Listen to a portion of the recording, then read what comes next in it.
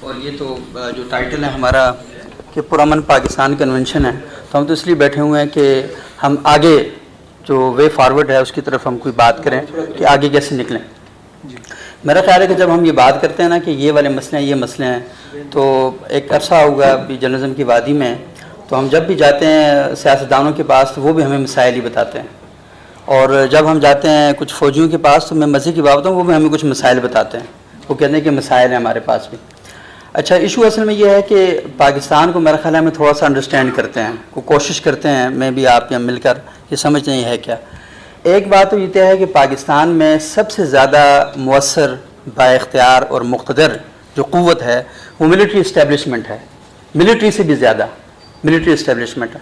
اور آپ کو پتہ ہے کہ بعض اوقات آرمی چیف کی بھی مرضی نہیں چلتی، ایسے بھی حالات ہو جاتے ہیں، اور بعض اوقات آپ کو پتہ ہے کہ پچھلے دنوں میں کیا کیا ہوا، میلاد کی محافل تک بھی قرآنیں پڑ گئیں، تو یہ بڑا ایک خوفناک قسم کا ایشو ہے۔ ایک بات سنیے گا سر، میں بات اگر کر لوں تو شاید آپ کو سر میرے بھائی میں جب بات کروں گا نا تو شاید بات کلیئر ہو جائے گی۔ سب سے پہلی بات یہ ہے، سیکنڈ اس کے بعد آ جاتا ہے کہ پاکستان میں جو اختیار ہے وہ بیوروکریسی کے پاس ہے۔ پاکستانی سیاستدان اگر منسٹر بیٹھا ہوا ہے، اگر بیوروکریسی اس کا کام توڑنا چاہے نہ کرنا چاہے تو بیوروکریسی اتنی اسٹرانگ ہوتی ہے کہ سیاستدان بھی کچھ نہیں کر سکتا، منسٹر وفاقی وزیر بھی کچھ نہیں کر سکتا۔ اس کے بعد آپ کے پاس حکومت آتی ہے جس کو آپ حکومت کہہ کر گلے شکوے کر رہے ہیں۔ یونس فنود صاحب کی بات بالکل درست ہے کہ حکومت کے پاس تو آپ کا اختیار ہی نہیں ہوتا، وہ تو بہت بعد کی جگہ پر آ جاتی ہے اور وہاں پر آگے کرتی ہے۔ اچھا، اس سارے ایشو کا مسئلہ کیا ہے کہ میں نے کہا کہ جس کے بعد جائیں وہ آگے سے سوال کرتا ہے، وہ آگے سے خود اپنی پریشانیوں کا اظہار کرتا ہے۔ میرا خیال یہ کہ اصل مسئلہ ہے ڈیپ سٹیٹ کا۔ ڈیپ سٹیٹ، سیکورٹی سٹیٹ جو ہوتی ہے اس کے اندر یہی پرابلم ہوتے ہیں، کیونکہ آپ تہ در تہ، پرت در پرت، نیچے در نیچے وہاں پر آپ جاتے ہیں، آپ کو پتہ نہیں چلتا کہ یہ ٹوپی سے اٹھاتے ہیں کور ٹوپی، وہ ٹوپی اٹھاتے ہیں کور ٹوپی، تو بہت سی ٹوپیاں پہنی ہوئی ہوتی ہیں، آپ کو پتہ نہیں چلتا کہ آخری ٹوپی کب آئے گی کہ جس کو میں اٹھاؤں گا تو اس کے نیچے سر برآمد ہوگا، تو آپ کو سر نظر ہی نہیں آتا کہیں پر بھی۔ تو یہ اصل میں ایک سچویشن ہے پاکستان کے اندر جس کا ہم سب کو سامنا کرنا پڑتا ہے۔ تو یہ چیز کو میرا پہلے یہ دیکھ لینا چاہیے، اور کیونکہ یہ میرا اور آپ کا تو ایشو نہیں ہے کہ ہم دونوں مل بیٹھے ہیں اور اس مسئلے کو ہم حل کر سکیں، لیکن جو ہم یہ بات کرنا چاہ رہے ہیں کہ پاکستان کو ایک پرامن پاکستان میں کیسے وہ کرنا چاہیے۔ دیکھیں، پاکستان میں اس وقت حقوق کی بنیاد پر کئی علاقوں میں تنظیمیں کھڑی ہو چکی ہیں اور یہ اپنے حقوق مانگتی ہیں، اور یہ حقوق صرف حقوق مانگیں تو کتنی چھوٹی، اس ساتھ ظلم ہو چکا ہے ان کے ساتھ ماضی میں۔ میں ابھی بلوچستان میں جو بلوچ بیلٹ ہے اس کا بھی وزٹ کر کے آیا، اور پختون بیلٹ اس کا بھی وزٹ کر کے آیا، کئی علاقوں میں گیا۔ تو یہ بات ٹھیک ہے کہ ہمارا میڈیا بہت خاموشی کا مظاہرہ کر رہا ہے اور ان چیزوں کو اوپن نہیں کر رہا، وہ لکھ نہیں سکتا، بڑے پرابلم ہے۔ مسئلہ یہ ہے کہ آپ سب لوگ سمجھیں کہ پاکستان کا میڈیا بڑا آزاد ہے۔ میرا خیال یہ ہے کہ ہمیں کسی کے خلاف، سیاستدانوں کے خلاف باتیں کرنے میں تو آزادی ہے، لیکن یہ نہیں کہ جو ریئل پاور سٹرکچر ہے اس کے خلاف بات کرنا ہم اتنا آسانی سے نہیں کر سکتے۔ اب تو مسئلہ یہ کہ وہاں کے لوگ خود بھی آ چکے ہیں سامنے۔ ہم جب مسئلہ حل کرنا چاہیں گے، مسئلے کی طرف یہ پانی ڈال کے دینا، اچھا، تو جب ہم مسئلے کے حل کی طرف جانا چاہیں گے تو پھر شاید ہمیں بہت سے ایشوز ہوں گے۔ یہ جو یونس فنود صاحب نے بات کی نا کہ میڈیا کور نہیں کرتا، میں آپ کو بتاؤں کہ جس وقت یہ کیا نام ہے آمنہ مسعود جنجوعہ کا ایشو تھا، تو آمنہ مسعود جنجوعہ کے ساتھ راولپنڈی میں آپ ابھی بھی گوگل کریں، ایک تصویر آپ کو نظر آئے گی کہ ایک نوجوان بچے کی شلوار اتری ہوئی ہے اور اس کو زبردستی دھکے مار کے گاڑی میں بٹھایا جا رہا ہے۔ وہ آمنہ مسعود جنجوعہ کا بیٹا ہے، ایسا بھی نہیں ہے کہ وہاں پر نہیں ہو رہا۔ اچھا، 2014 سے پہلے جب ماما قدیر بلوچ کا لانگ مارچ تھا تو لانگ مارچ سارا میں نے کور کیا، جو ہی پنجاب میں انٹر ہوئے وہاں سے لے کر اسلام آباد تک ان کا مارچ میں کور کرتا رہا، روزانہ جیو پر رپورٹ چلتی رہی۔ اور پھر بلوچستان میں جب 4 بلوچ لیڈروں کو قتل کیا گیا تھا اپریل 2008 میں، تو میں وہاں کوریج کے لیے گیا تھا، لالا منیر کا اور جو باقی لوگ تھے، میں جیو پر چلا، چیزیں کور ہوتی تھیں اس وقت۔ لیکن مسئلہ یہ ہو کہ 2014 کے بعد پاکستانی میڈیا میں ایک بہت بڑا ایشو پیدا ہو گیا، ہمارا میڈیا بٹ گیا اور کچھ لوگ ایک طرف چلے گئے اور کچھ دوسری طرف چلے گئے۔ اس کے بعد آمنہ مسعود جنجوعہ کو بھی آپ نہیں دیکھیں گے ٹی وی اسکرین کے اوپر، لیکن اس سے پہلے سوات کے لوگ اسلام آباد میں آئے، خواتین یہاں پر، انہوں نے لاپتہ افراد کے لیے مظاہرہ کیا, ہم نے ٹی وی پہ چلایا. ڈیرہ بگٹی کے لوگ یہاں پر ایک ہفتہ بیٹھے لے, انہوں نے احتجاجی مظاہرہ کیا مسنگ پرسن کے حوالے سے, اور ڈیرہ بگٹی میں انٹر ہونے کے لیے ہم نے اسے بھی کور کیا. تو یہ چیزیں ہوتی رہیں. میرا خیال یہ ہے کہ پوری جو حقیقت ہے جب تک ہمارے سامنے نہیں ہوگی تو تب تک ایشو بنے گا. تو 2014 کے بعد ہم نے میڈیا کو تقسیم کر دیا, 2 حصے بن گئے, اور پھر آپ کو پتہ ہے نا کہ ایک خاص نقطۂ نظر کے اینکر تو دوسرے خاص نقطۂ نظر کے اینکر وہاں پر آ گئے. اور عجیب بات یہ ہے کہ ہمارے اینکرز کی بھی ایک لیڈ کلاس بن چکی ہے جسے عوام کے ایشوز کا بالکل پتہ ہی نہیں ہے, اور وہ اب باہر نکلتی بھی نہیں ہے کیونکہ اس کو بھی سیکورٹی کے خدشات لاحق ہیں. آپ نے کبھی سڑکوں پر طلعت حسین صاحب کو پھرتے ہوئے دیکھا؟ کبھی حامد میر صاحب کو پھرتے ہوئے دیکھا سڑکوں پر؟ کبھی کسی چوک چوراہے میں سلیم صافی صاحب کو دیکھا؟ کہ آپ کسی چائے کے ڈھابے پر دیکھا آپ نے؟ تو یہ بھی اب سیکورٹی کا ایک ایشو بن چکا ہے. اور جس طرح سیاستدان آپ کو نظر نہیں آتا, جس طرح آپ کو فوجی نظر نہیں آتا جرنیل, اسی طرح آپ کو اینکر بھی آپ سڑکوں پر بیٹھا ہوا نظر نہیں آتا. مسئلے کے حل کی طرف جب ہم نے جانا ہے تو ہم نے یہ بات درست ہے کہ آپ کس کے پاس مسئلہ لے کر جائیں. تو ایشو تو یہی ہے, شاہ فرمان صاحب کے پاس جائیں گے, وہ کہتے ہیں کہ 250 بندوں کے کھانوں کا بندوبست میں کر دوں گا. یہ تو بڑی زبردست بات ہے, یہ تو ہوٹل والے بھی کر دیں گے آج آپ کے لیے. لیکن ایشو ہے کہ مسئلہ کیس کون حل کرے گا؟ شاہ فرمان صاحب مسئلہ لے کر کس کے پاس جائیں گے؟ ابھی میرے بھائی نے بات کی کہ بی این پی مینگل والے, تو وہ ملے تھے تو انہوں نے کہا کہ میں آپ کی بات کرتا ہوں آگے. عمران خان صاحب نے ان سے بھی یہی کہا کہ میں آپ کی بات آگے کرتا ہوں. تو مسئلہ یہ ہے کہ وہاں پر جاتے ہیں, وہاں پر بھی کوئی ایشوز ہیں. تو ہم سب لوگوں کو میرا خیال یہ کہ پہلے اس جرگے کے اندر ہم سب کو بیٹھ کر, یہ ایک تو خیر جرگے میں یہ بھی ہے کہ یہاں پر کوئی بھی نا اس بیلٹ کا بندہ نہیں بیٹھا ہوا جہاں پر یہ ظلم و تشدد ہو رہا ہے. نجیب آقا صاحب وہ کوئٹہ سے ہیں, مجھے پتہ ہے, میں فاٹا کی بات کر رہا ہوں. تو فاٹا سے ہم میں سے کوئی بند, ہاں عابد افریدی صاحب بیٹھے ہیں, لیکن یہ ہمارے اس سیشن کی بات کر رہا ہوں. خود متاثر ہیں. ہاں میں سیشن کی بات کر رہا ہوں کہ سیشن نہیں کوئی بندہ لوگ بیٹھے ہوئے وہ بتا سکتے ہیں کہ نہیں وہ کی ہے بات. انہوں نے وہ جو ہمارے پی ٹی ایم کے دوست آئے تھے بڑی زبردست انہوں نے یہاں پر باتیں کی ہیں. تو حل کی طرف بڑھنے سے پہلے کہ یہ سوال بڑا اہم ہے کہ ہم کس کے پاس جائیں مسئلے کو حل کرنے کے لیے. آپ کو پتا نا کہ پھر مجھے نظر آتا ہے کہ جب فاٹا مرجر کی ہم نے بات کی تھی تو ہم نے دیکھا کہ ہماری 2 پارٹیاں جے یو آئی فے اور پشتونخوا ملی عوامی پارٹی وہ مخالفت کر رہی تھیں وہاں کی. اور پھر یہاں پر آپ ہی کی طرح نوجوان تھے سارے جنہوں نے فاٹا مرجر کے لیے ایک ایکٹیویزم یہاں پر کریٹ کیا, مظاہرے کیے, سارا کچھ کیا. تو میں نے دیکھا کہ وہ سارے پھر شکریہ ادا کرنے کے لیے سلیم صافی صاحب کی قیادت میں آرمی چیف صاحب کے پاس گئے تھے. تو وہاں جب گئے تو پھر وہ مسئلہ حل ہو گیا اور پھر ان کو وہاں پر بڑا اپریشیٹ بھی کیا گیا کہ بڑا زبردست کام ہوا ہے. تو میرا خیال یہ ہے کہ یہ کوئی بری بات نہیں ہے, ہماری فوج ہے نا, کوئی باہر کی تو ہے نہیں ہے. تو ہم چلے جاتے ہیں آرمی کے پاس اور جاتے ہیں ان سے جا کر بات کرتے ہیں کہ دیکھیں یہ فاٹا کے لوگوں کا ایشو ہے. پشتون یہ جو ہمارے تحفظ موومنٹ کے دوست ہیں تو یہ پہلے انہوں نے بتایا کہ مذاکرات میں سارے شریک تھے, بعد میں کوئی آپس میں انڈرسٹینڈنگ کا ایشو بن گیا تو یہ ہوا. تو یہ پشتون تحفظ موومنٹ والے کوئی غلط بات تو نہیں کر رہے. مجھے بتائیں کہ ابھی تک وہ عدم تشدد کے اوپر کھڑے ہیں. وہ یہ بات کرتے ہیں کہ پاکستان کے کانسٹیٹیوشن کے مطابق ان کے جو حقوق ہیں ان کو دیے جائیں. اچھا وہاں پر جو ظلم و تشدد روا رکھا جا رہا ہے وہ ہو. بھائی سیدھی سی بات یہ ہے کہ ہم 1-2 دفعہ ان علاقوں میں گئے, جب ہمیں 2 گھنٹے سواد جاتے ہوئے گاڑی روک کے کھڑے رہنا پڑا تو بہت تکلیف ہوتی ہے. تو وہاں پرابلم تھے. وہاں پر اسلام آباد کے اندر بھی ایک دور میں ایسا وقت آیا تھا کہ یہاں جگہ جگہ ناکے لگے ہوئے تھے, بڑے پرابلم تھے. لیکن جب ایک نوجوان وہاں سے یہاں آتا ہے تو جب دیکھتا ہے اس کو تکلیف تو ہوتی ہے. تو آپ نے اگر پورے پاکستان میں جو لوگ ہیں ان کے مسائل کا حل کرنا ہے, ایک تو یہ کہ ان کی آوازیں بند نہ کریں, ان کو بات کرنے کا موقع دینا چاہیے. جو بندہ ہے جس کو تھپڑ لگتا ہے وہ گالی بھی دیتا ہے, وہ شور بھی مچاتا ہے, وہ چیخ بھی لگاتا ہے, تو آپ کو اس کی چیخ سننی پڑے گی. آج ہم سارے یہاں پر بیٹھے ہیں تو یہ پشتون تحفظ موومنٹ کی وجہ سے بیٹھے ہیں. یہ بات ماننی پڑے گی کیونکہ وہ چیخیں ہیں, وہ کھڑے ہوئے اپنے حقوق کے لیے, انہوں نے یہ آواز بلند کی ہے کہ بھائی ہمارا جو حق ہے وہ دیں. تو باتیں تو بہت زیادہ لمبی کی جا سکتی ہیں لیکن فوکس ایریا یہ ہے کہ اس وقت عابد افریدی صاحب جو چاہتے ہیں وہ یہ ہے کہ ریاست کا اور یہ جو پشتون تحفظ موومنٹ کے لوگ ہیں ان کا آپس میں کوئی کانفلکٹ کریٹ نہ ہو جائے. کیوں؟ وہ یہ کہہ رہے ہیں کہ 20-25 سال سے یہ جو خطہ ہے یہ آلریڈی کنفلکٹ کا شکار ہے, وہاں پر لڑائی جھگڑے ہو رہے ہیں. تو ہم نہیں چاہتے کہ ایک لڑائی جھگڑے سے ہم نکل کے آئیں تو پھر دوسرے فیز میں ہم داخل ہو جائیں, وہاں پر جنگ کا ایک نیا فیز شروع ہو جائے. تو میرا خیال یہ ہے کہ پاک فوج وہ سمجھتی ہے سارے ایشو کو, تو اس کو چاہیے کہ ان لوگوں کو بلائے اور ان کے ساتھ بیٹھے, عابد افریدی صاحب کو بٹھائے, باقی جو حضرات ہیں پشتون تحفظ موومنٹ کے لوگ ہیں, بات کرنے کے سوا اور حل کیا ہے. دیکھیں لڑائی سے پہلے بھی آپ کو لڑائی سے پہلے بھی جرگہ کرنا پڑتا ہے اور لڑائی کے بعد بھی جرگہ کرنا پڑتا ہے. ہوشیار لوگ وہ ہوتے ہیں جو لڑنے سے پہلے جرگہ کر لیتے ہیں. اور یہ جرگہ لازمی نہیں ہے کہ 2 فریقین کے درمیان ہوتا ہے, 2 بھائی بھی آپس میں بیٹھتے ہیں, بات چیت کر لیتے ہیں.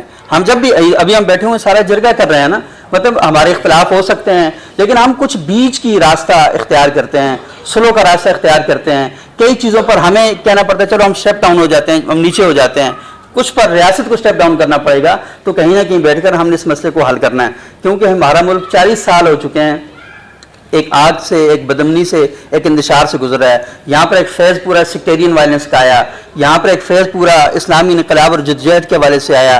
اس ملک کے اندر پھر یہ حقوق کے نام پر بھی تنظیمیں ساری ایکٹیو ہوئی ہیں, کھڑی ہوئی ہیں, لیکن آپ ان کو چپ نہیں کروا سکتے. یہ سیدھی سی بات یہ ہے, آپ ان سے بات کرنی پڑے گی اور یہ کوشش کرنا ہے کہ میڈیا پر پابندی لگا کر, سوشل میڈیا پر وہ کر کے آپ یہ آوازیں بند کر دیں کہ میرا حال ایسا نہیں ہوگا. جو دماغ سوچتا ہے, جو روٹی کھاتا ہے, گندم کھاتا ہے, وہ سوچتا بھی ہے, اور جب وہ سوچتا ہے تو پھر بولتا بھی ہے. آپ بولنے پر کب تک پابندی لگاتے رہیں گے؟ پوری ہسٹری ہماری ایسی گزر گئی ہے. تو آپ ان آوازوں کو سننا چاہیے. ہم سب لوگ بھی بیٹھے ہیں, اسلام آباد بڑا اچھی جگہ ہے, یہاں سے 10 کلومیٹر کے فاصلے پر پارلیمنٹ ہاؤس ہے, اور پارلیمنٹ ہوتی اس لیے کہ جہاں پر ہمارے ساتھ لوگ بیٹھتے ہیں, سنجیدہ طبقہ وہاں پر بیٹھ کے بات کرتا ہے. تو میرا پارلیمان کے اندر بات کرنا, ایسے میں اینٹی بایوٹک کھائی ہوئی ہیں تو اس وجہ سے گلا خشک ہو جاتا ہے. تو پارلیمنٹ ہے اسی کام کے لیے.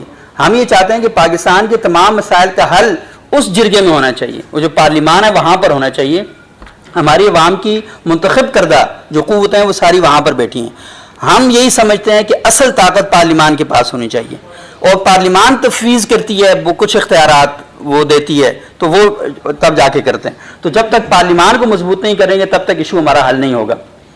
یہ کچھ گزارشات تھیں ٹوٹی پھوٹی میں آپ کی خدمت میں عرض کی ہیں. تو یہ جو ٹروتھ اینڈ ریکنسلیشن کی بات ہے, یہ آپ کو پتہ ہے کہ پاکستان میں فرسٹ ٹائم محترمہ بینظیر بھٹو صاحبہ نے کی تھی. وہ 2007 میں جب آئیں تو انہوں نے آ کے یہ کہا تھا, اصل میں آپ کو سیم یہی انوائرمنٹ تھی پاکستان کے اندر. پاکستان کے جھنڈے اتارے جا رہے تھے, بلوچستان کے اندر بھی, کے پی کے اندر بھی دہشت گردی ایک عروج پر تھی, یہاں لال مسجد کا ایک کرائسس موجود تھا, عدلیہ بہاری موومنٹ یہاں پر چل رہی تھی. تو یہ ساری انوائرمنٹ تھی. تو بی بی شہید نے بہت زبردست بات کی تھی. وہ اس وقت کہہ رہی تھی کہ آپ ٹروتھ اینڈ ریکنسلیشن کمیٹی قائم کریں, اور بالکل اسی طرح جس طرح نیلسن منڈیلا نے ساؤتھ افریقہ میں کیا تھا, لوگ آئیں آ کر کہیں کہ ہاں ہم سے غلطیاں ہوئی ہیں. آپ اس بات کے اقرار کیے بغیر کہ ہم سے غلطیاں ہوئی ہیں آپ آگے نہیں جا سکتے. تو آپ بتائیں کہ یہ ہم سے غلطیاں ہوئی ہیں, ہم معافی مانگتے ہیں. اپنی قوم سے معافی مانگنے سے کیا ہوتا ہے؟ اپنے بچوں سے معافی مانگنے سے کیا پرابلم ہے؟ تو آئیں آ کے معافی مانگیں جس نے غلطی کی ہے. ان بچوں کو تو کوئی قصور نہیں ہے نا. وہ جو شاید خٹک صاحب کہہ رہے تھے وہ تعلیم حاصل کر رہے تھے, وہ تعلیم حاصل کر رہے تھے, سیاست میں آگے, چلو اچھا ہوا کہ اچھے کام کی طرف آگے. ورنہ تو سیاست کی طرف جانے سے ہماری مائیں ہمیں روکتی ہیں. جب ہم کالج یونیورسٹی میں جاتے ہیں, انٹر ہوتے ہیں, تو اس وقت ہمیں کہا جاتا ہے کہ بچے سارے کام کرنا, سیاست کی طرف نہ جانا. اور پھر سیاستدان جب وہ چلے جاتے ہیں, پراپرٹی ڈیلر اور دوسرے مافیا کے لوگ جاتے ہیں, تو پھر ہمیں ٹینشن ہوتی ہے. تو پارلیمان میں کس قسم کے لوگ بیٹھے ہوئے ہیں؟ خود ہم آتے نہیں ہیں, لیکن اب تو میرا اچھا ہوگا یہ منظور پشتین جیسے لوگ بھی آئیں گے پارلیمنٹ میں, عابد افریدی صاحب جیسے لوگ بھی آئیں گے. اور نہیں آتے ان کو بلانا چاہیے کہ اس طرح کے لوگ, اس طرح کی آوازیں پارلیمنٹ کے اندر ہونی چاہیے. اور یہ آئیں یہ جب آئیں گے تو انشاءاللہ بڑی یہ سوچنے فکر کرنے والے لوگ ہیں. تو یہ جب تو انشاءاللہ بڑے معاملات جو ہیں ہمارے وہ حل ہو جائیں گے. بہت شکریہ. میرے دادا نے عمر گزاری تھی متحدہ ہندوستان میں, زیادہ تر عمر کا حصہ. اس دور کی جو نسل تھی وہ میرے خیال میں ناکام ہوئی, ان کی محبت ناکام ہوئی. متحدہ ہندوستان تقسیم ہو گیا, 2 ٹکڑے ہوا, ادھر سے پاکستان بنا, ادھر سے ہندوستان بنا. جب پاکستان بنا اس میں پاکستان میں میرے والد صاحب نے اپنی زیادہ تر عمر متحدہ پاکستان میں گزاری, اور وہ ان کی محبت تھی. وہ بھی محبت ناکام ہو گئی, ملک 2 ٹکڑوں میں تقسیم ہو گیا, ادھر بنگلہ دیش بنا, ادھر سے مغربی پاکستان باقی رہ گیا.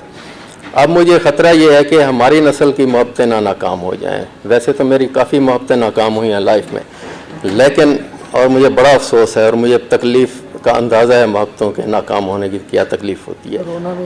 نہیں, میں آپ کو رلا رہا ہوں. تو میری اتنی خواہش ہے کہ پی ٹی ایم کے لوگ ہیں یا باقی لوگ ہیں امن جرگے والے, تو اگر کوئی سخت بات کرتا ہے, کوئی غصے میں بات کرتا ہے, تو ہمیں وہ بات سننی چاہیے. میرا تعلق پنجاب سے ہے اور میں چاہتا ہوں کہ پنجاب والے لوگ ان کی بات سنیں. میں نے بہت سے لوگوں کو دیکھا ہے کہ وہ علی وزیر کی کسی سخت بات پر ریئیکشن دکھاتے ہیں. میں پنجاب کی طرف سے پی ٹی ایم والوں کے اسپیشلی مخاطب کرنا چاہتا ہوں کہ ہم آپ کے ساتھ ہیں. آپ کچھ بھی کہیں, کوئی بھی بات کریں, ہم ہر طریقے سے آپ کے ساتھ کھڑے ہوں گے اور کھل کر آپ کے حق میں بات کریں گے. بہت شکریہ.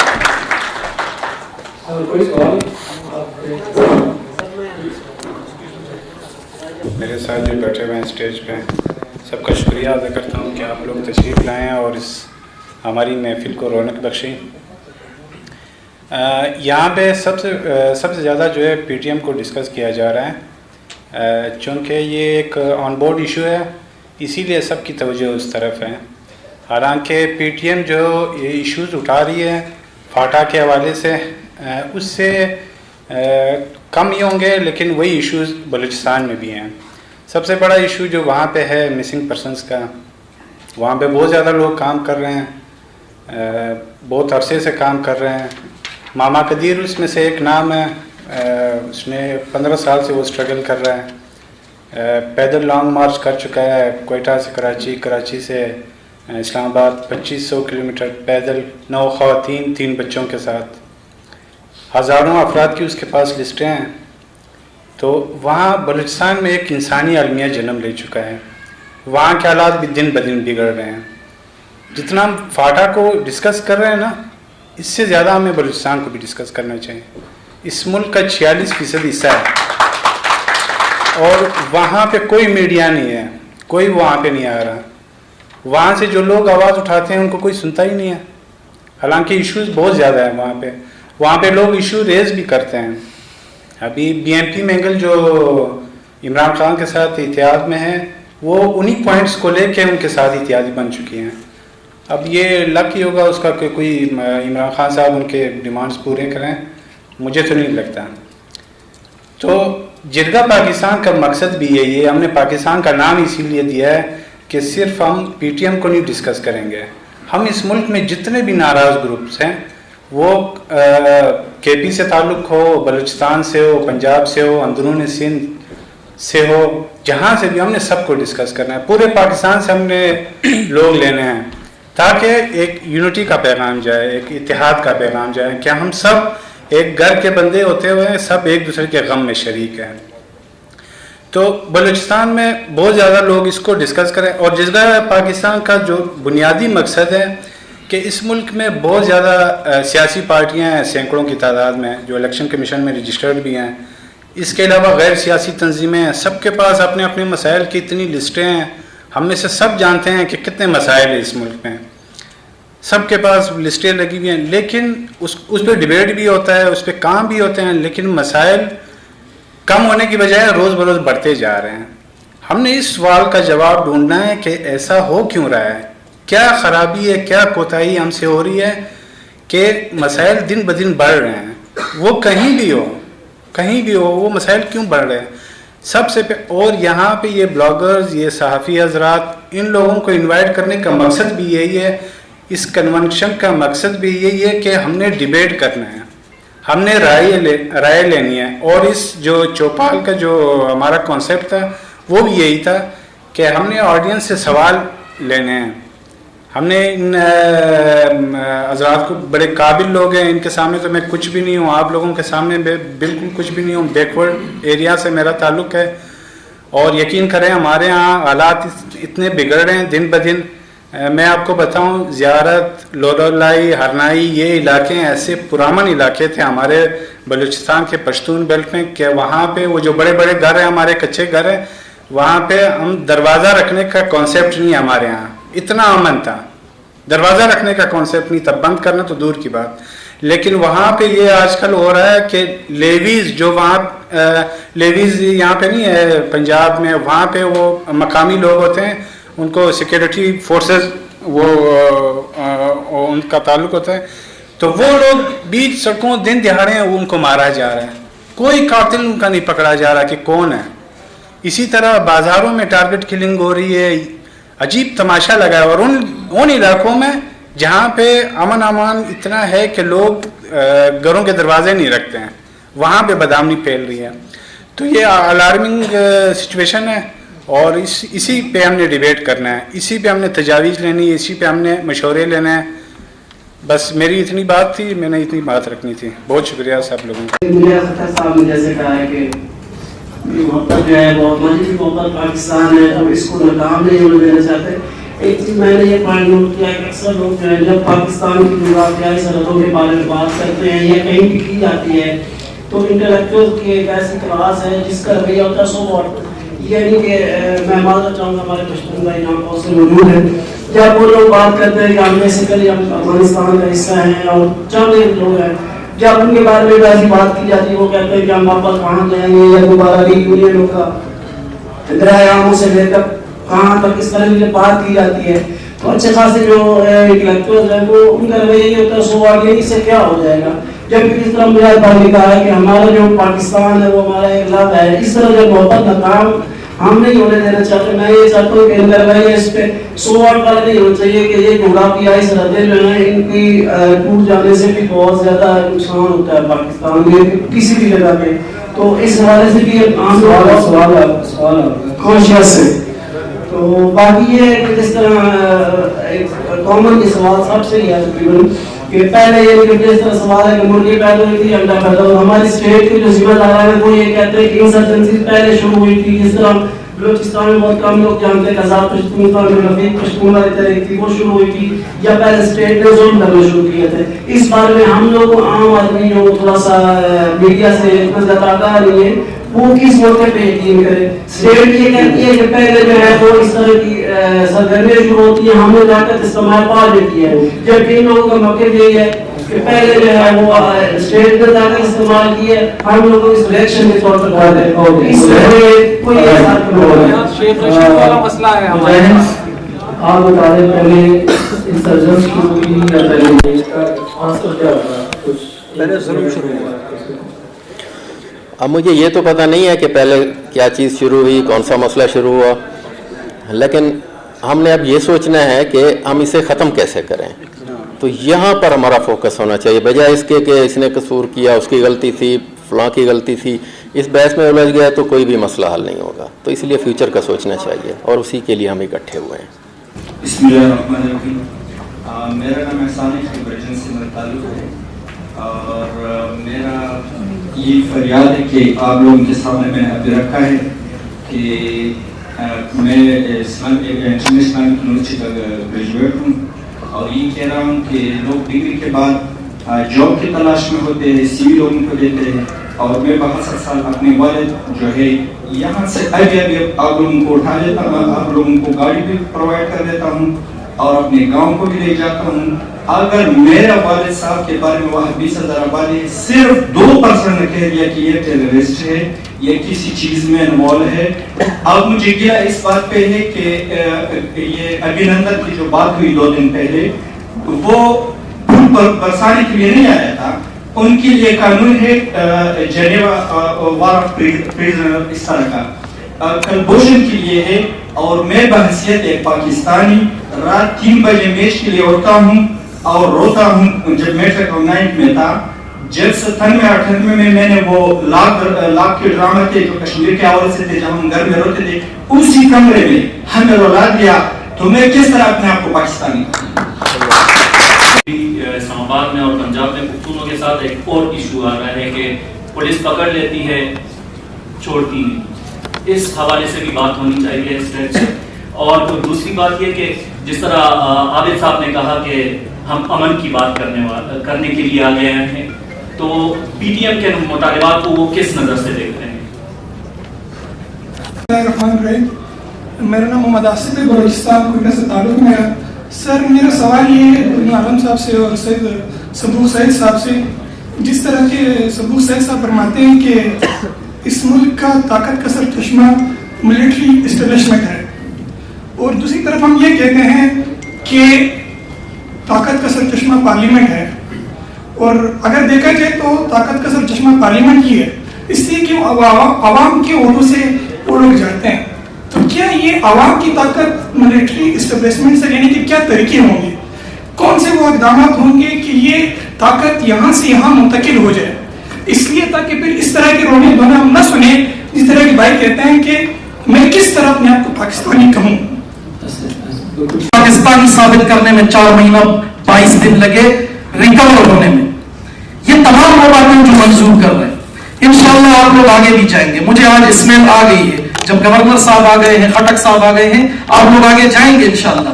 सिर्फ आपसे इल्तिजा इतनी सी है कि ये रोना जो आप यहाँ रो रहे हैं, इस वक्त कुछ ऐसे अखबार भी बैठे हैं जो पैगाम पाकिस्तान कॉन्फ्रेंसों में रिपोर्ट करने आते हैं, क्योंकि असल वो ही मुक़्तदिर जो होते हैं। इस वक्त भी वो बैठे हुए लिख रहे, मैं उनसे कहता हूं कि आप हजरात खुदा इस कौम को, अब ये जो हमारे अहबाब बात कर रहे हैं, उनके हाथ में ये दे दे ताकत। आप हजरात हमारी जान छोड़े, आप हजरात से नहीं चल रहा। मैं सोशल मीडिया पे ओपन आके गुज़िश्ता 3 महीने से कह रहा हूं कि खुदा के वास्ते हमारी जान छोड़ो। मैंने नाम ले लेकर कहा, आप हजरात डरते हैं, मैं नहीं डरता। मैं 7 जेलें काट चुका हूं, नहीं डरता। ये इस्टेब्लिशमेंट से जान छुड़ाइए, अब वक्त आ गया है, ट्रेंड चलाइए। एंटी इस्टेब्लिशमेंट होना कोई गाली नहीं है। उठ खड़े हो, छोड़ दे, कोई गद्दार नहीं है। आज बलूचिस्तान में भी गद्दार नहीं है, कराची का मुहाजिर भी गद्दार नहीं है। अल्ताफ हुसैन भी इसी तरह बना था, पहले वो आबिद बना, फिर वो मंसूर बना, फिर वो अल्ताफ हुसैन बना। आप खुदा ये हुकूमत मदनी और गद्दारी के सर्टिफिकेट्स बांटना बंद कीजिए और हमें हमारी जिंदगी जीने दीजिए। और हमारे इस नौजवान में इतनी हिम्मत भी है और इतनी ताकत भी है और इतना शौक भी है कि इस मुल्क की बात दौड़ चला सकता है। आपका जो काम है, चाहिए सरहदों की हिफाजत कीजिए, हम आपके हर कौमियत का एहतराम करते और पाकिस्तान के खिलाफ नहीं सोचते। इसमें मुझे कैफ बनारसी साहब का एक शेर याद आया है, पाकिस्तान से खास मोहब्बत अपने दिल की है दौलत, पाकिस्तान से खास मोहब्बत अपने दिल की है दौलत, पाकिस्तान से इश्क हमारा सबसे बड़ा सरमाया है। हम सब मुख्तलिफ इलाकों से आए हैं और मुख्तलिफ जहन लेके आए हैं, लेकिन सबसे बड़ी बात इस प्रोग्राम की ये खूबी है कि हम सब ने बहुत पुरअमन तरीके से बात सुनाई, कही और कहने के बहुत से और भी रास्ते सोचे हैं। और इनमें मैं जगह के इंतजामी अराकीन को खासतौर से मुबारकबाद पेश करती हूँ कि इन लोगों ने सोशल मीडिया के मौसर अबलाग को अवाम से बनवाया है और मौसर अबलाग की ये कामयाब तरीन सूरत है कि अवाम के सामने एक पब्लिक इंटरेक्शन की सूरत में ये फोरम मुनक्किद हो रहा है। और मुनक्किद भी नहीं हो रहा बल्कि कामयाब जा रहा है। कामयाब क्यों जा रहा है? क्योंकि सोच बदल रही है। ये हमारे वो भाई जो अपनी कहानियां लेके हमारे पास आए हैं, ये वो कहानियां हैं जो हमारी आंखों से ओझल थी या हमारे नजरियाती सोच ने उसको कबूल करने से इनकार किया हुआ था। हमारे मीडिया हमको बताता था कि सवाल में 2 रोजा तफरीही मेला मुनक्किद हुआ है, हालात ठीक है। क्या हालात का सबूत तफरीही मेले होते हैं? क्या हालात का सबूत बड़े प्रोजेक्ट के अस्पताल होते हैं या इंफ्रास्ट्रक्चर होता है या आम शहरी का मुतमईन चेहरा होता है या माँ और बच्चे की सेहत से मुतल्लिक होता है? ये वो सबूत होते हैं जो तरक्की को जाहिर करते, तरक्की को बना संवार के नहीं पेश करते बल्कि तरक्की को दुनिया से बनवाते। और इस हवाले से मेरा जो इंतजामी और अकीद के एक ही सवाल है, वो ये है कि आपने भी लिखा है कि हम मुल्की आइन के अंदर रहते हुए बेहतर की तजावीज़ सोचेंगे। क्या हम सब नहीं जानते कि मुल्की आइन तो 47 से चुका काम कर रहा है? क्या हम नहीं मालूम हमें कि फाटा मुल्की आइन से किस कदर जुज़ी तौर पे अलग है? उसे बेहतरी की तजावीज़ आप किस आइन के तहत लेंगे? जब 2015 की बात है, सरदार जसीर साहब की सरबराही में जब कमेटी बनी थी, उसके बाद में मुख्तलिफ अब तक 4 सालों में बहुत सी इत्तलाहात पेश की गई हैं, लेकिन उनका अमली नफाज क्यों नहीं हो सका अभी तक? क्योंकि ये बाहमी अफ़हाम और तफ़हीम की सूरत अभी तक बनाई नहीं जा सकी। जब तक आप इंतजामी ढांचा, कौन सा इंतजामी ढांचा? आप वो इंतजामी ढांचा लागू करना चाहते हैं जो अभी भी मौजूद है और उसके अंदर इस कदर झोल है। डेरा मुफ्ती का इलाका देख ले, उसका इम्तियाजी हैसियत हासिल है, लेकिन फाटा की 11 एजेंसियाँ अभी तक उस इम्तियाज से महरूम। इसके अलावा अगर आप चाहते हैं कि आपके कबाइल दस्तूरी रियासत से किस तरह कनेक्टेड होंगे, तो इसके लिए आपके पास क्या फ्रेमवर्क है? क्या फ्रेमवर्क है कि अमेरिका और कनाडा की तरफ का उनके कदीम कबाइल एक बेहतर तरीके से के तहत काम कर रहे हैं? अगर आप इंतजामी ढांचा पेश करेंगे तभी तो मुलाजमत की सूरत हाल पैदा होगी, मुलाजमत मिलेगी तभी तो माश की सूरत हाल बेहतर होगी। माश बेहतर होगा तो खुद ब खुद चेहरे चमकेंगे। बस हम लोग खुद ही कहेंगे पाकिस्तान जिंदाबाद। मेरा ताल्लुक बलूचिस्तान ज़िला बशीर से है। यहाँ जो जगह पाकिस्तान है, इसने जो एक कोशिश और वो शुरू की हुई है, हम इसको अप्रिशिएट करते हैं। हम यकीनन मिन हैसुल कौम परेशान है।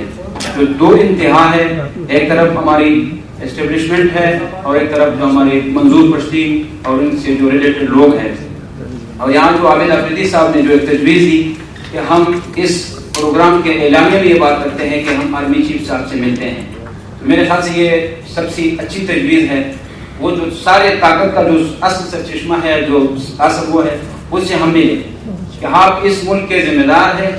हमें इस मुल्क के फौज के इमेज का भी जो है ना हमें एहसास है कि हमारी ये इमेज बरकरार है, वो हमारी ही फौज है, उसमें ही हमारी दिफा करना है।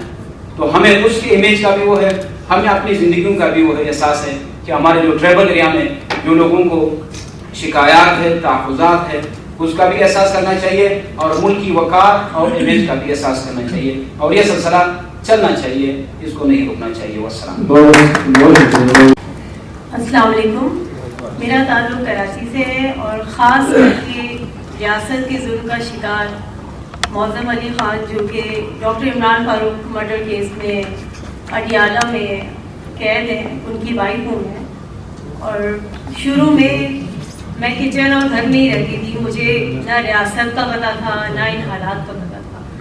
लेकिन जब मैं खुद रियासत के जुल्म का शिकार हुई और मैं बींगा महाजिर, मैंने देखा कि मेरे ऊपर क्या जुल्म तोड़ा गया है, तो आहिस्ता आहिस्ता मैंने अपनी आवाज़ बलोचों, पश्तूनों, महाजरों के लिए उठाना शुरू की। और मैं चूँकि अल्ताफ़ हुसैन भाई की फॉलोअर हूँ, मैं उनको मानती हूँ। और आज इतना जुल्म सहने के बाद भी, हालांकि इस पूरे केस में मुझे कई मरतबा मजबूर किया गया कि मैं अल्ताफ़ भाई के अगेंस्ट हो जाऊँ, लेकिन आज यहाँ बैठ के सबको सुन के मुझे हर जगह, हर चेहरे के अल्फाज में आज अल्ताफ़ हुसैन नजर आया। जो बात आज हर दूसरा शख्स वही बात कर रहा है। हमें पाकिस्तान से नफरत नहीं है, हमने बहुत कुर्बानियाँ दी। मेरे husband 35 lakh per year tax देते थे, हम टैक्स पेयर शहरी थे। हमने आज तक अपने मीटर, बिजली मीटर में कुंडा नहीं डाला। मैंने 1 रुपए की कभी भी बेईमानी नहीं की अपने मुल्क के साथ, लेकिन आज मैं गद्दार के लेवल के साथ यहाँ बैठी हूँ। और सबसे बड़ी जो बेइंसाफी हमारे साथ होती है, वो हमें अदालतों में इंसाफ नहीं मिलता। मैंने 2 महीने मौज़म की लाजमी में गुजारे, मुझे नहीं पता था कि उन्हें अरेस्ट करके कहाँ बंद किया गया है। बड़ी कोशिशें की, बड़ी अदालतों के चक्कर लगाए, फिर रियासत को तरस आया और उसने हमें मौज़म से मिलवाया। उसके बाद से लेके आज तक इस केस में मैंने बहुत पैसा पानी की तरह बहाया, बहुत अदालतों के चक्कर लगाए, लेकिन एक चीज़ का सबक हासिल किया कि जो कुछ भी हो रहा है पहले दिन से आज तक, वो रियासत की मर्जी से हो रहा है। इस केस में अदालतें बेबस हैं, हमें इंसाफ देने की उनकी हिम्मत नहीं है। वो हमें सुनते ज़रूर हैं, तसल्लियाँ देते हैं। इवन ये कि मेरे शौहर की आंख में मोतियाँ हैं, हम इस काबिल भी नहीं है कि उनकी आंख का ऑपरेशन अदालत के थ्रू करा सके। लास्ट पेशी पे जज से दरख्वास्त की कि जी एक और रिमाइंडर जेल को भेज दीजिए, तो मुझे जवाब मिला कि आप हाई कोर्ट जाइए और वहाँ से सेहत की बुनियाद पे 6 महीने की जमानत दे दीजिए, हम आपके लिए कुछ नहीं कर सकते। तो ये बेइंसाफियाँ हैं जो डींगा महाजिर हम भुगत रहे हैं। और आज मुझे बहुत अच्छा लग रहा है कि मैं आज बलोचों और पठानों के बीच में बैठी हूँ और शुक्र अल्हम्दुलिल्लाह कि इन लोगों को एहसास हुआ कि इनके साथ बेइंसाफी हो रही है। यही चीज़ हम कई सालों से चीख रहे हैं, यही बेइंसाफियाँ हम भुगत रहे हैं। हमारे बच्चे तालीम मेयार में पीछे हैं, क्यों उनको कोटा सिस्टम की बुनियाद पे एडमिशन नहीं दिया जाता। तो मैं आप लोगों के शाना बशाना खड़ी हूँ, जहाँ तक मुझसे मुमकिन होगा मैं आप ये जगह पाकिस्तान के साथ हूँ, जो मैं कर सकी मैं आप लोगों के साथ जा रही है। मैं बात शुरू करूँगी अपने बचपन से। मैं बहुत छोटी सी थी तो अफगान वार के दौरान एक बच्ची आई थी जो मेरी ही एज की थी और मेरी और उसकी दोस्ती हुई थी। उसका नाम रहमान बीबी था। रहमान बीबी की कोई 12 या 13 साल की उम्र में कबायली इलाके में किसी पख्तून के साथ शादी हो गई थी। उसके बाद से मैं नहीं जानती रहमान बीबी कहाँ पे है। मैंने उसको एक पेन या कलम उसको तोहफा दिया था और उसने मुझे एक तोहफा दिया था, वो जो एक तिलक बनाते हैं काले रंग का, वो उसने मेरे हाथ पे बनाया था। آج جب ہم لوگ باتیں کر رہے ہیں سارے لوگ، اور میں یہ سوچ رہی ہوں کہ کیا کبھی ایسا ہو سکتا ہے کہ جرگہ پاکستان جو ہے وہ تشکیل دیا جائے اور ہم لوگ جو ہے وہ قبائلی علاقہ جات میں جائیں اور ہم لوگ وہاں پہ جا کے لوگوں سے ملیں؟ تو کیا یہ ممکن ہے کہ 96 یا 95 میں وہ جو 13 سال کی رحمان بی بی تھی جس کی شادی ہو گئی تھی، کیا میری اس کے ساتھ ملاقات ہو سکے گی؟ اگر ہوگی تو کیسے ہوگی؟ کیا ایسے ہوگی کہ اس کے کسی بچے کی ٹانگ ٹوٹی ہوئی ہوگی مائنس کی وجہ سے، یا اس کا کوئی بیٹا جو ہے وہ شہید ہوا ہوگا 19 یا 20 سال کا، کس وجہ سے گولی لگی ہوگی، یا ہو سکتا ہے کہ اس کی شادی جو ہے وہ کسی آرمی آفیسر سے ہوئی ہو، اس کا تب بھی بیٹا جو ہے وہ آرمی میں گیا ہوگا، تب بھی مرا ہوگا۔ دونوں طرف مرنے والے کون ہیں؟ ایک ماں کے بیٹے ہیں، ایک کی ہی ماں کے بچے ہیں۔ ہم نے ان ماؤں کو جا کے سننا ہے، ہم نے جرگہ پاکستان کے ذریعے ان ماؤں کے جا کے دکھ سننے ہیں۔ میں اس فورم کے تھرو اس چیز کو آج سے شروع کر رہی ہوں کہ میں جب بھی جرگہ پاکستان کے ساتھ جاؤں گی، میں ان ماؤں کے ساتھ، ان بہنوں کے ساتھ، ان اپنی چھوٹی بہنوں کے ساتھ جا کے بات کروں گی، ان کے مسائل سنوں گی، ان کو کون کون سے مسائل ہیں، ان کو کون کون سی تکلیفیں ہیں، ان کے بچے مرے ہیں تو کیسے مرے ہیں، اور ان کے بچے کس طرف سے مرے ہیں۔ دونوں طرف سے مرنے والے ہمارے ہی ہیں۔ تو میں اپنی بہنوں کو جو سوشل میڈیا پہ ہیں یا اگر کوئی ہمیں سن رہا ہے تو میں ان سے ریکویسٹ کروں گی کہ خدارہ نکلیں، باہر نکلیں، ہم نے ان کی باتیں سننی ہیں، ہم نے ان کو دلاسا دینا ہے، ان کو تسلی دینی ہے۔ ابھی کراچی والی بہن جو ہے وہ اپنی بات کر رہی تھی، اگر ہم لوگ ان جرگوں میں جا کے بیٹھ سکتی ہیں، ان جگہوں پہ جا کے بیٹھ سکتی ہیں جہاں پہ ڈیفینیٹلی پاکستان کے اینٹی پاکستان نعرے لگتے ہیں، تو کیا ہم ایسے جرگے میں نہیں بیٹھ سکتے جہاں پاکستان زندہ باد کا نعرہ لگے گا؟ ہمیں بیٹھنا ہے اور ہمیں ہی بیٹھنا ہے۔ اگر ایک ماں جو ہے وہ تکلیف اٹھا رہی ہے تو دوسری ماں نے ہی اس کا ازالہ کروانا ہے، اس کی تکلیف کو محسوس کرنا ہے۔ ایک اور چھوٹی سی بات کہوں گی، مجھے جو ہے وہ اکثر بائی لک لوگ جو ہیں جب دیکھتے ہیں تو وہ پختون کہتے ہیں، تو مجھے اس چیز پہ بڑا فخر کا احساس ہوتا ہے، بہت خوشی ہوتی ہے، اور میں اسی چیز کو، اسی اپنی آئیڈینٹی کو لے کے اپنے ان قبائلی علاقوں میں جاؤں گی کہ میں ایک پختون ہوں لیکن پنجابی بولنے والی ہوں، اور میرے لیے یہ سب سے بہتر ہے، یہ آئیڈینٹی میری سب سے بہتر میرے لیے یہی ہے کہ میں ایک پختون ہوں جو شکل سے پختون لگتی ہوں لیکن میں پنجابی بولنے والی ہوں۔ ہر پنجابی بولنے والا آپ کے ساتھ ہے، ہر پنجابی بولنے والا آپ کے درد کو محسوس کرتا ہے۔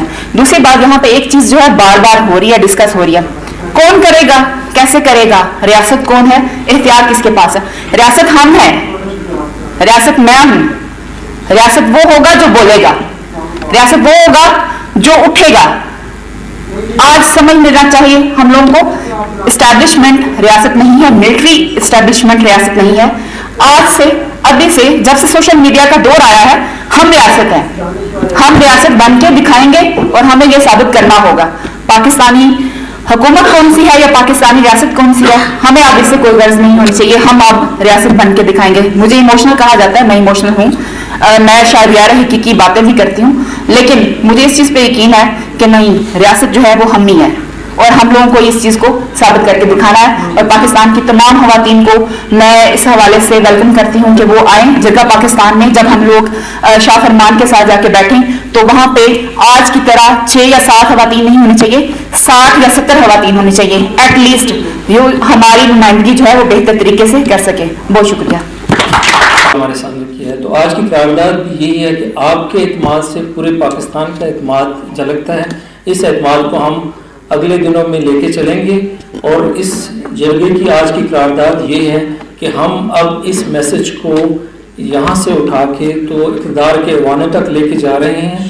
ہمیں پہلی دعوت ملی ہے جب KPK کے گورنر سے، ہم وہاں جا رہے ہیں اور وہاں سے مزید باقی طاقت کے ایوانوں اور اسٹیبلشمنٹ تک یہ بات کو پہنچائیں گے۔ بس یہی آج کی ہماری قرارداد ہے، اور اس کے بعد قاسم شہزاد گجر جو ہیں وہ دعا کے لیے آ جائیں گے۔ بہت شکریہ جی آپ سب لوگوں کا۔